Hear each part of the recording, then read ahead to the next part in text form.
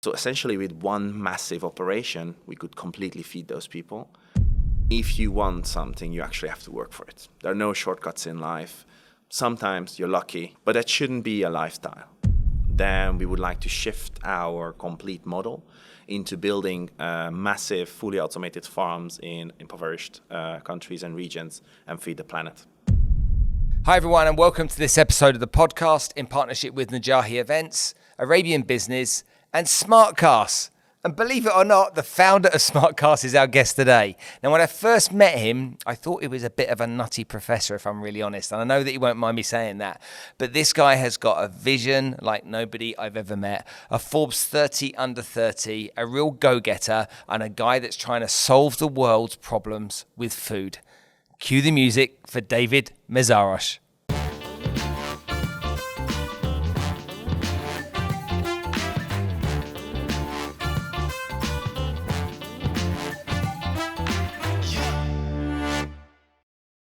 A special episode from a special sponsor. I'm so delighted that Smartcast decided to sponsor the podcast because David, the founder and CEO, is on a mission. He wants to solve food security for everybody. And I think that's a pretty good mission to get on.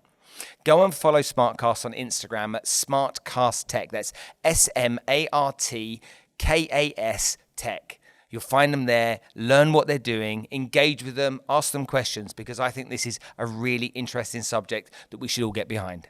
Arabian Business are the leading source of business news and analysis. Now, you can go to arabianbusiness.com and you can see their content there. But if you want to subscribe, they've got a discount code for us, which is ABEXEC. You'll get 25% off any subscription. Look, trust me, it's worth you going and using this as a source of your business information in the region. So go check it out. I'm really delighted to be working with Najahi Events. They're our first sponsor on the podcast. They bring people like Tony Robbins, Alicia Keys, Nick Vujicic, you name it, motivational speakers, inspirational leaders into the region so that we can benefit from their learnings and be inspired like we all need to be. So big thanks to Najahi.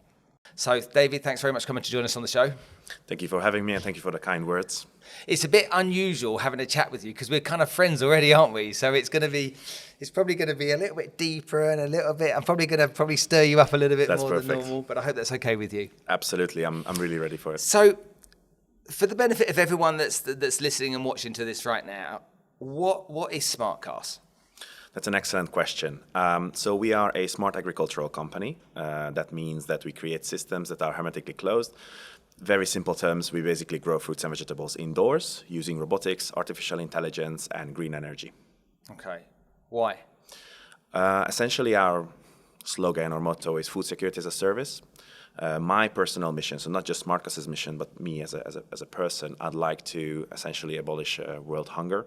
And I'd like to make the access to food and water a basic human right in my lifetime.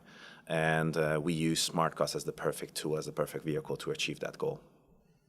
It's a bit of a sweeping claim, isn't it? You know, I want to abolish food security in my lifetime. That's kind of like, I want to save the world, kind of like a big majestic thing to say. Where did that idea come from? It actually started there. So I wanted to save the world. Approximately 8 years ago when I met Tess, who is our CMO, she asked me, like, what do you want? What do you want to do in this life? What do you want to achieve? You have a bunch of diplomas, you have a nice education, good network, good connections. And I told her that, yeah, I'd like to alleviate poverty. But then I realized that's a bit heavy. That's a bit of a bigger chunk even than food and water. And yeah, and over the years, I got it toned down a little bit. I participated in a lot of technological projects working for the European Union. I gathered a lot of smart people, engineers, a lot of new technologies around me. And that's when I realized that we have already the ability, actually we had it years ago, to achieve this, to create fully automated independent systems that grow with robots, with solar, wind power, geothermal, you name it, whatever is present in that given country. And essentially, if you have the right CapEx, OpEx, capital expense, operational expense balance, then you can put this anywhere in the world. Okay, so describe to me in really dumb terms, because I'm not that intelligent, What is food security? What does that actually mean? What's the problem that we see on the planet right now, and how is this solving that problem? Sure. So it has a legal term, and it also has a more practical term that people actually understand. The legal term is about 4 pillars. It's access, utility, availability, and stability. The access and availability, I don't think I need to explain it. That's like access to food and the availability of food. But that doesn't just mean caloric intake. That means vitamins. That means enough zinc, enough iron, enough secondary metabolites in your food. We have less and less of that because of climate change. Essentially, the 2 biggest threats to food security are overpopulation and climate change. Because of overpopulation, there's more and more of us to feed. So I don't think that needs to be explained too much. Well, no, give me some numbers on this, because I know Sure. you might have talked about this a lot, but for everybody that's listening and watching right now, these are important numbers, because that is what struck me, you know. Yeah. So by 2050, according to the UN, we will be well over 10 billion people on this earth. Just that is insane. But you have to pair that with urbanization. That means that extra people, they're not rural people, they're not farmers. It's not like they will live in villages. They want to come closer and closer to the cities, and couple that with climate change, because of the loss of vitamins, zinc, iron, everything that I just said, it causes an approximate 63 million life year loss per year. So what that means, essentially, the collective lives of every single person on this world is shrinking by 63 million years every single year, just because of these 2 factors, overpopulation and climate change. It's quite a staggering number. I can't quite fathom that when I think about it. 63 million life years. So people move out of the rural areas, they move to the cities so they can find work. The population in those cities then becomes bigger and bigger and bigger, and sorting out the issue of feeding all of those people becomes the challenge. Not just that. So it's not just there's not enough food, but the utilization, which is the 3rd pillar, becomes an issue through logistics. Import, export is already the heaviest toll on the emissions, on the quota that we have before we reach a critical limits. Actually, we are really bordering critical limits.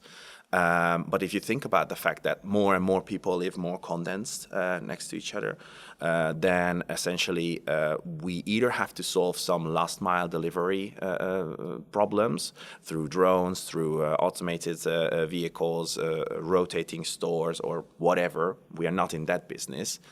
Or you have to bring, the mountain to Mohammed. You have to build these farms in urban settings. They're sometimes referred to as urban farms. Now, whether that's a vertical farm or a rooftop greenhouse or whatever, it doesn't always have to be SmartKast, but it has to serve that purpose.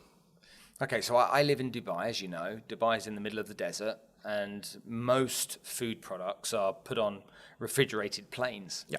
And flown over here. Now, whether that be bananas or whether that be meat, generally that happens. That cost of that transport and the emissions from that transport is a big cost to the climate. Yeah. Is that what you're saying? Yes, absolutely. Actually, Dubai and all the wealthy Gulf city countries suffer from the same London plague. London used to be a colonial and trade city. It still is. So the people who live there are used to having access to everything, whether that's in season or not. That also goes for fruits, for example, for strawberries behind you, or fresh herbs and vegetables behind me. Dubai suffers from the same problem. They want fresh, local, so imported local food at any given day, 365 days a year. But there's another issue that people don't realize. There aren't that many people living in these cities, in these countries. The total Arabian Peninsula has 88 million people living on it. So essentially, with one massive operation, we could completely feed those people. And then you could replace that import-export and all that heavy toll on Mother Nature with just one massive smart farm. So describe to me then how a smart farm works. I mean, you've used some terms, robotics and stuff like that. Yeah. Give me an understanding. What am I looking at? And why don't I explain what I understand so far, and you can correct me. So this is what I say to people. Imagine an acre of land. A farmer will plough his field, he'll sow his crop, the crop will grow, the crop will harvest, and then winter will come again and he'll plough and he'll leave ready to sow again for next spring. And that's kind of like how a farm works. So 1 acre. Imagine if you put a warehouse on that 1 acre and that warehouse was hermetically sealed. And inside that 1 acre, you then put shelving units, okay, that were stacked 10 high. Now you've gone from 1 acre to 10 acres. And by using smart farming technology, instead of you farming once a year, you farm all year round. How good was that as an explanation? That was amazing. Was it? That was amazing. Come on. I would even add to that. I think your viewers are familiar with the term NFTs. Yep. Now, there is an NFT in my world, but it means something totally different. It means nutrient film technology. Say that again. Nutrient film technology. Which is NFT. Existed long before your kind of NFTs. Tokens, yeah. But essentially, these levels that you're talking about, we refer to them as layers. So such a farm is either a vertical farm or a multi-layer farm. And every single layer, just like you see behind me, sits in this plastic or other material. And that's a nutrient film technology, essentially, rack. Every single rack can have then various fruits and vegetables on it, or multi-layer. Everything that you said is absolutely correct. Small addition to that. We usually break down Smartcast into 4 pillars.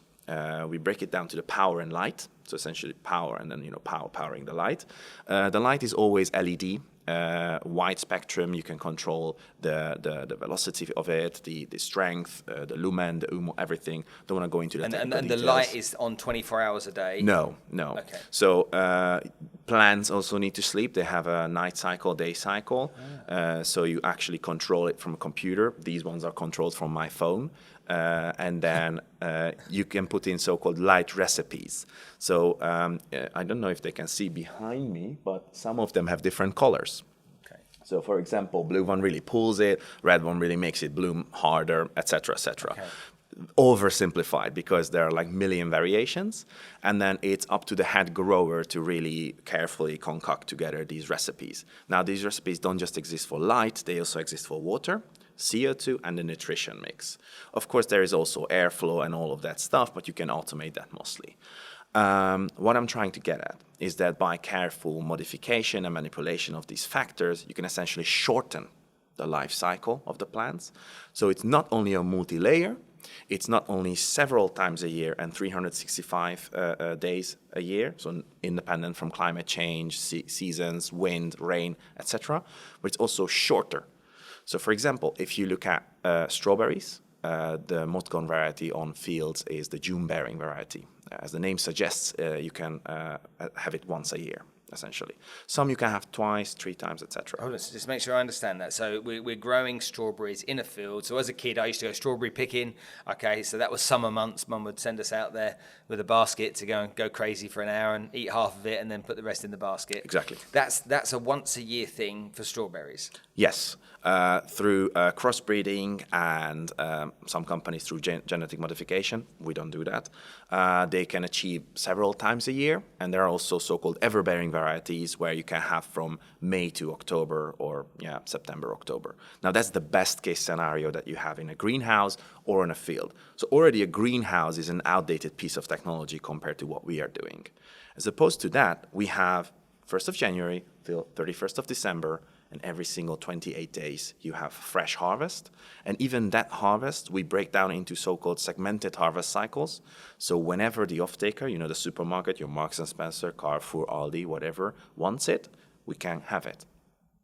So you essentially are harvesting 12 times a year strawberries? More than that. We actually harvest 52 times, so every single week. It's the life cycle of one single strawberry. So from the plant being planted to the crop being harvested on a strawberry, that's 1 week or that's 1 month? No, so it's a bit more complex than that. Try and keep it simple, because I don't want people to get confused. Strawberries come as a young plant, so they're already like teenagers, 1.5 year old approximately, before they start blooming. That's how they arrive to us from a so-called nursery. After that, they start their life cycle. Every 28, every 30, let's say every month, they bear fruit. But what we do is we have different cells. Imagine like in this warehouse, they start in first week. In this warehouse, they start 1 week later. so that after a full cycle, every single week we have fresh strawberries. I get it. I get that. But essentially, it is a 30-day Yes. process. Okay, Yes. so 30-day. So typically, if we planted all at the same time, you got a crop Yeah. coming every month. Okay, and compared to normal farming, that would be between May and September. Did you say? Yes, And in the best case scenario. and between May and September, that's one harvest. Yes. Really? Yes. So that's nearly 4 months of one harvest, and you'll be able to harvest every single month. Correct. On multi-layers and irrespective of climate conditions. Okay, so you're using a lot more water, a lot more pesticide, a lot more. What are you using a lot more of, and all that kind of stuff? Excellent question. So that actually brings us to the second pillar of SmartCast, which is water. We recycle 95% of the water that is in the system, and then we co-generate through rain and through external atmospheric generation, which is basically humidity from the air, the missing 5-6%. So we're completely water positive. We're not using any of the groundwater. We are not using any non-renewable sources of water, and we use 0 pesticide or chemicals. So we have harvest every month, no pesticides, no chemicals, 95% less water. Correct. Okay, and you're using way more electricity Yes, that's correct. that's generated. Through natural means, so through renewable sources. We always look at the geopolitical profile of a certain country, geographic and geopolitical, where there is an abundance of wind. We go for windmills. When there's an abundance of sun, we go for sun. Not rocket science exactly, but there are some certain unique scenarios where you can partner up with a gigantic polluter and then use their waste heat or their waste CO2 or their wastewater, clean it, and then essentially power your clean farm and reducing the emission of the polluter. So if I'm a farmer and I've got my 1,000-acre farm and I'm growing my rape and my wheat and I'm growing my strawberries and everything else over there, and all of that's happening once, tops twice a year, are you a threat? Absolutely not. So we never grow varieties that are grown by local smallholder farmers. That is one of our core principles. We always want to replace the import-export industry. So we are a big threat to multinationals and the import-export industry. I know I will be stepping on quite a few feet in the future, but we want to empower local farmers. We encourage them to join forces with us, to enter into joint ventures. We can then give a lot of land back to nature. So instead of this monoculture exploitation that, for example, happens in Brazil, in India, in China, a lot of places in the world, which eventually leads to soil erosion. We can talk about that later. We can have a condensed small area on multi-layers serving the same purpose or even better purpose. And then that farmer is not at a threat at all.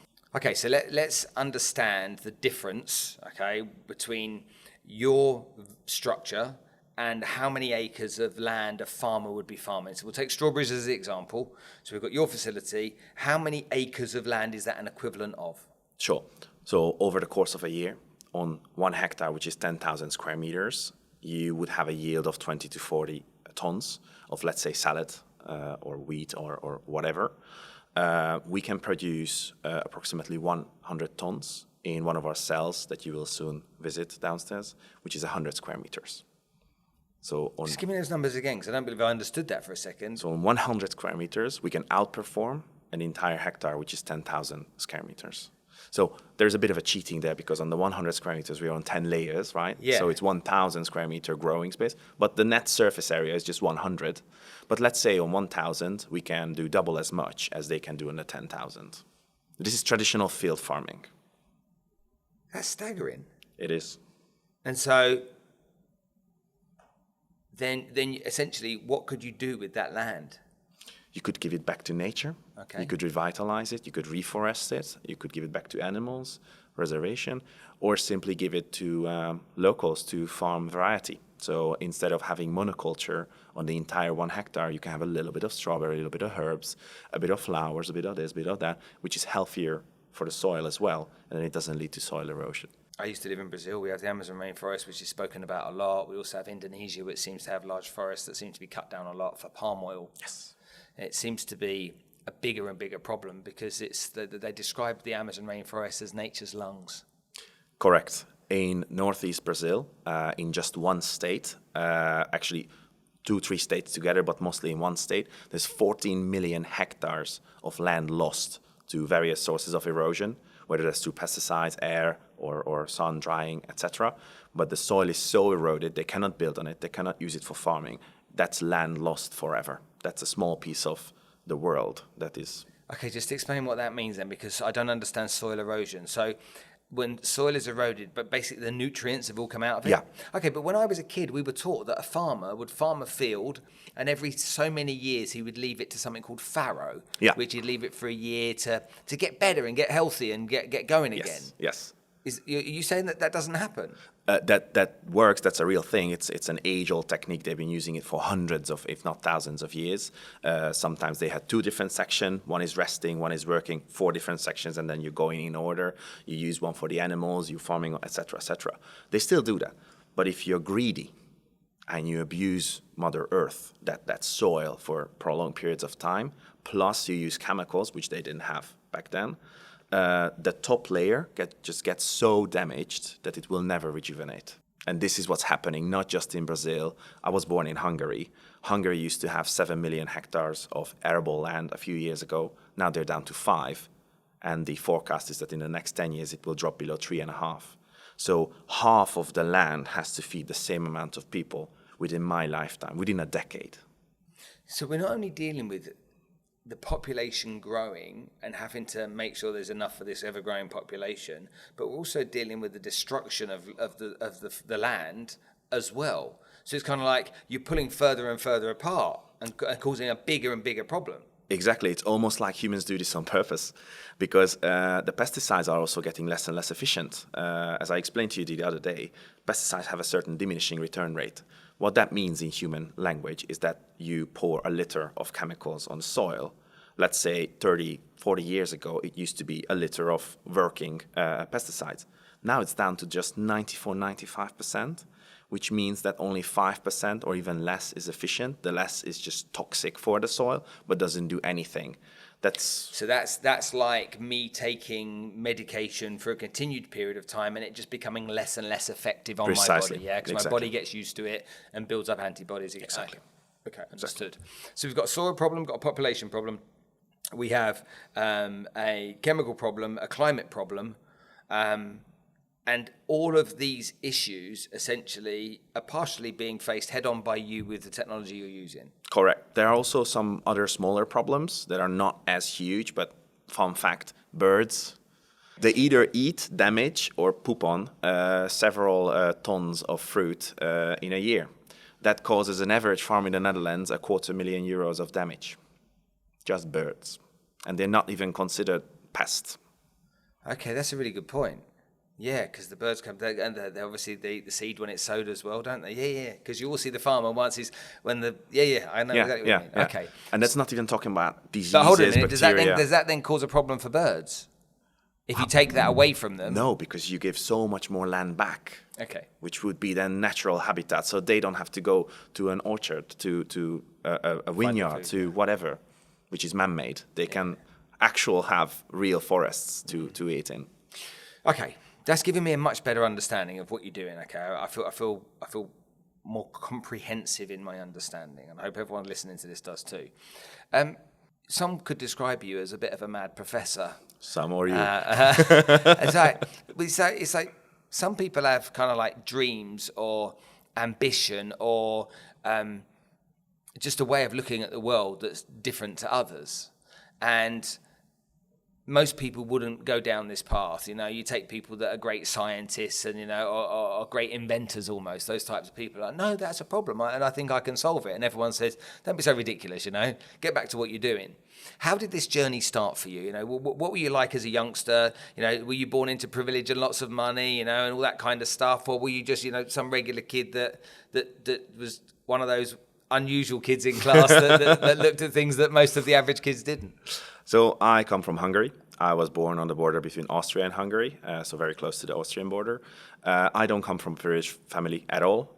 We don't come from poverty, so it would be unfair to say that I was raised poor. But it was totally normal. I had my bicycles. We built little hideouts in the forest using our hands. I played a ton of video games, watched movies, so everything totally normal. But then I always had this sort of calling. It's because I realized I have certain abilities. I can retain information very well. I always had an affinity for languages. I speak several languages. So I always felt that, okay, I have some gifts, some skills, talents. I should use them for something. I should use them for good. I think what helped me a lot in building Smartcast into what it is today is that I am equal parts businessman and how did you call me? The mad scientist? Mad professor, the yeah. mad professor, yeah. And that actually comes also from my education. So I have both legal and business education and technical and artificial intelligence education. I always refer to Smartcast as a technology company that works in the food industry and not a food or agri company that uses technology. Huge difference. Now, there's other companies that are in the same space or in similar space. We don't have to mention what they are, but a lot of people listening will say, I've heard about this kind of stuff before. You know, this guy's come up with something. It's not unique. It's not big, the first. It's not invented anything. So what? It exists. There's lots of companies doing it. What's the big deal? What is different about what you do to what everybody else does? Is there anything really different or not? Absolutely. So essentially, we discussed the power, the water. One thing we didn't discuss, but we kind of alluded to, is the waste element. So it's the CO2 emissions, etc. The fourth pillar of Smartcast is what really makes us unique, which is the artificial intelligence, robotization, handling this business as an infrastructure business, data-driven with yield prediction. So we try to kind of min-max the business from a power, light, water, every single element, and completely automate it. No human errors, no negligence, no dependence on climate, the whimsical nature of nature. We simply automate it, control it, put it in a hermetically closed system, and have robots do the job instead. But it's not all. It also is in the business philosophy. All of those companies that you were probably thinking about, they are abusing the rock star status of AgTech in the recent years and are essentially just pumping up the money. You're just collecting tons of funds to make one church to technology, which is an amazing but very, very expensive unit. It can never have a return on investment because it was just way too expensive, requires way too many people to run. For example, there is one competitor in the US, not going to name names, but they have similarly sized warehouse as this one here behind us. And they employ 60 people in there. They had 2 fatal accidents 2 years ago because of the scissor lifts going up. These are just small pieces of information that if you think about so if 50 people work in the same place where Smartcast has 0 people working, that's a massive chunk away from the OPEX. Mm-hmm. If you're using renewable energy to power that massive need for electricity for the lights, again, massive chunk away from the OPEX. Mm-hmm. If you're recycling the water, if you're redosing the CO2, we didn't discuss about that, but we also reuse CO2 and microdose it in higher direct concentration. The costs keep going away. It's we work with a front-loaded higher CapEx to make sure that the CapEx, the capital expense, initial investment covers everything. And then within the next 3 to 5 years, we pay back the investors and then let it run. And exactly because of that, we don't have to be expensive. The fruits and vegetables can be affordable. We can be competitive. We can set the prices at the same level as you find it in your Tesco, Metro, Albert Heijn, etc. How many competitors are there? Just to give it, is it 2 or 3? Is it 10? What's out there in the space? Not quite doing what you're doing, but in that space. When you talk about competitors, there's an important philosophical schism. There are competitors who are technology providers, they're technology vendors, so they exist for the sole purpose of selling these systems. And then there are competitors who are so-called operators, growers, which is basically what Smartcast does, where either they have created the system or they had a bunch of people create a system for them, and then they live off of the sales of fruits and vegetables. Smartcast falls neatly somewhere in between, where we design, build, own, operate our smart farms. So we're not a technology vendor. Now, with that knowledge, very few competitors. But if you broaden the horizon, a lot of competitors. Because then you can consider every single greenhouse owner a competitor. We're in the Netherlands. 13% of the entire flat surface of the Netherlands is built up greenhouses, which is ridiculous. I don't know if you know this, but the Netherlands is number 2 in food export in the world, only beaten by the US. This tiny, I never knew that. Tiny country yeah. that we can drive through in a day. Basically. there is a big ethical and moral drive in me and in everybody in the team to actually provide food security. And sometimes food security and profit, collide. Because if you want profit, you go to London, New York, Singapore, Dubai, all of these countries where you can have, fat prices for your fruits and vegetables. But we already, in the second year of our existence, chose Brazil as one of our crown jewels, because there we can, provide real food security, protect the rainforest, because we also have a deal with the government for every single hectare that we build up. 200 hectares of rainforest will be protected. And we want to put our money where our, so how do you say that? Money where your mouth is. Exactly. So how many countries are you in now? We have 4 ongoing operations, which is Brazil, England, Netherlands, and Hungary. We have 5, 6 upcoming, mostly in Central Eastern Europe and Germany, if you still consider Southern Germany, Central Eastern Europe. Now, as you set the business up, you were in a fundraising stage at the beginning. Now you're in a building phase. Tell me the kind of companies that have partnered with you along the way and how those relationships came about and what they see in the future of this business for them. Everybody that we work with, they love us. And that's not really to self-promote. It's because of the easy, flexible, dynamic nature that we work with them. Because we really believe that the end result triumphs over everything else. So triumphs over ego, over whatever. I'll just give you a small example. Off-takers that we work with in England, in London, we don't put our name on the produce.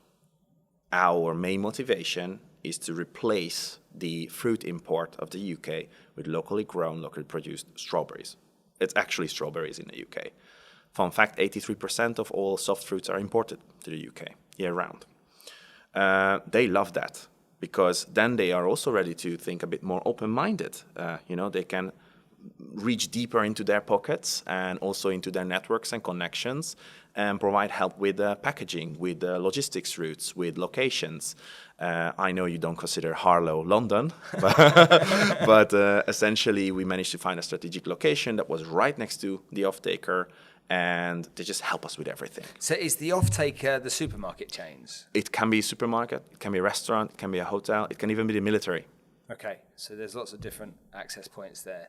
So by not putting your name on the labels, they're essentially able to brand the product themselves? Correct. Okay? So it's Marks and Spencer's strawberries, for example. Yeah? Okay, understood. And so these partners that you've got, look at what you've done. There's lots of partners when you're in building a company that are interested in what their ROI is. Yes. Okay, so they're sitting there saying, okay, it's an interesting subject matter. This guy knows what he's talking about. They're making progress. My ROI will be X, Y, or Z.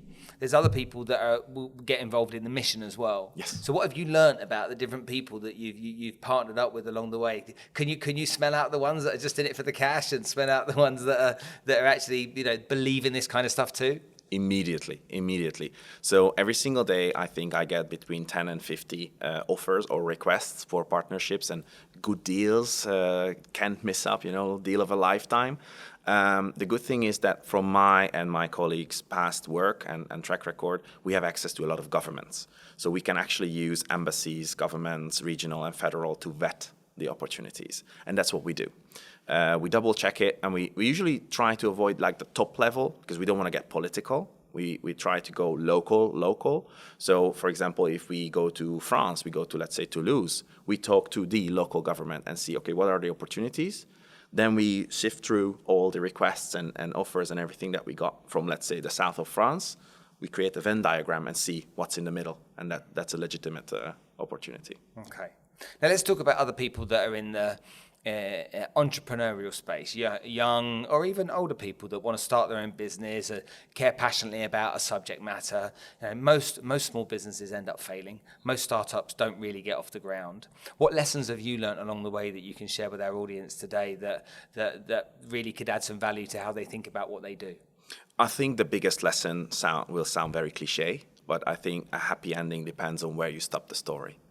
And I think a happy ending startup or a happy ending business is also, it depends on your sheer will. It's basically on your discipline that when hardships come, and they will come, and when it rains, it pours, you just keep on pushing. You just drill through, you never stop. I could have stopped Smartcast already probably 50 times. and not because of a owie boo boo that I'm tired, I don't want to wake up today, but because of very, very serious issues, which we all managed to deal with, we solved, and we came out stronger. So that's my biggest advice: never back down, never stop. Stephen Bartlett was on my show recently, and he described the pandemic and COVID as a good example of the typical journey an entrepreneur goes on. It all comes all at once. The drama happens. You don't know how to deal with it. Then you start working through. Then you kind of figure it out. Then it becomes almost a little bit more normalized. And then a couple of years later, you look back and you wonder what the fuss was all about. The pandemic, what did it teach you? The pandemic was the incubator for Smartkas. Okay. Essentially, a month into our existence, we won already 3 awards as the best company, best rural company, best SME, etc., because we proposed an alternative solution to COVID. Local food. You don't have to worry about borders. You don't have to worry about supermarkets going empty, etc., etc. If the pandemic was the incubator, then the supply chain shortage was the accelerator. And what's happening recently in Eastern Europe, that's basically like the past phase after the accelerator. It taught me that people panic very easily. It taught me that food is even more crucial than I had thought even. And basically we need local production in every single country, no matter how rich or poor. Well said. Okay, let's just talk about some of the inspirations you've had over the years. I remember we're in Amsterdam right now, and I remember being in Amsterdam in 1999, and the radio was all Dutch. So I was in my car going to my meetings, and I had the BBC World Service was the only thing. I was 29 years old. It's kind of like, that's not the thing that I listened to. But if you could remember, I had a CD stacker in the boot of my car. And somebody gave me a 6 CD set for Tony Robbins called Get the Edge. And I put it in there, each CD, and every time I left the office or I left home and got in the car to drive to my meetings, all I listened to was that for about 3 or 4 months, until I literally had memorized nearly all of it. It was just on repeat over and over and over. And it changed everything for me. The way I thought, my limiting beliefs, my imposter syndrome, all this kind of stuff changed. And my results accelerated beyond compare. What along the way has inspired you? Who have you looked to as, a figurehead out there and said, I either want to be like him or great lessons I can learn from him, etc. or her? I think at this point everybody says something like Elon Musk. I didn't. In my industry, at least. I don't know if you or your viewers know, but I'm on the Forbes 30 under 30 list. I just spent a month on Bermuda, and Elon Musk was sort of assigned as the mentor for my category and for me. But he's not really. I respect him, and it's amazing what he's done. My mentor is actually much closer to me in age. He's probably even younger than me. It's Ben Francis. He's the CEO and founder of Gymshark. Gymshark, yeah. I've watched countless videos of him, the journey, the story of Gymshark, and not just in recent years when it became really, really big, but the early hustle, the grind. And I love that. I love the grind set, which is very popular on Instagram, of course. Yeah. But I live it. I mean it. And I don't mean the 5 a.m. gym times. Those are also amazing. And cold showers. Little dig at Spencer there, little dig at me, okay. I also go to the gym, but I appreciate that. At least I know you're listening to me on social media. Exactly. Every day. No, what I mean is that if you want something, you actually have to work for it. There are no shortcuts in life. Sometimes you're lucky, you put all in on a crypto, it goes to the moon, and then you cash out. Sure, it happens, but that shouldn't be a lifestyle. That shouldn't be something to aspire to. I actually always look back upon a week and I see, okay, I only worked this many hours, even though I have surpassed my expectations, but I still feel I could have squeezed in an extra something, an extra code, an extra presentation, an extra deal, something. There was more in me. If I'm not that tired, dead, not dead, but dead tired, there is more in me. So I should do more. And I do that also with my colleagues, with my teammates, that, I'll do it. It's only now, actually, this week that Wim and I, my business partner, we started hiring direct help for him. That would be a financial PA and for me a project manager to take some of the load off of us. But I still love it. There's more in me, I can keep going. That's really interesting to see. So what's the future? Where will this end? We have 3 goals for the future. very small ones. Goal number 1 is to be present in every single country in the world. Goal number 2 is to be the controlling dominant power of plant data and AI related to plants, but with everything, light, air, etc. And number 3 is community farms. So after a certain lifetime, when we are powerful enough, then we would like to shift our complete model into building massive, fully automated farms in impoverished countries and regions and feed the planet. So I could probably spend the next few hours talking to you because you're quite a fascinating young man. I don't really like you because I'm 52 and you're young.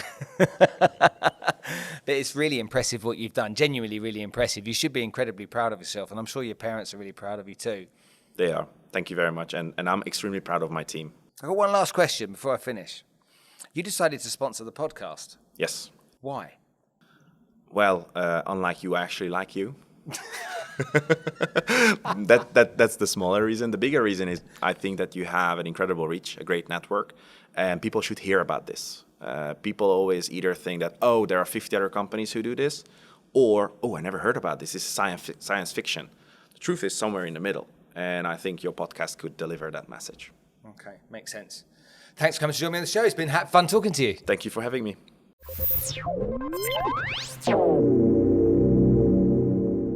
So how cool was that? Learning about food security with somebody that can explain it in such an easy to understand way was just fantastic.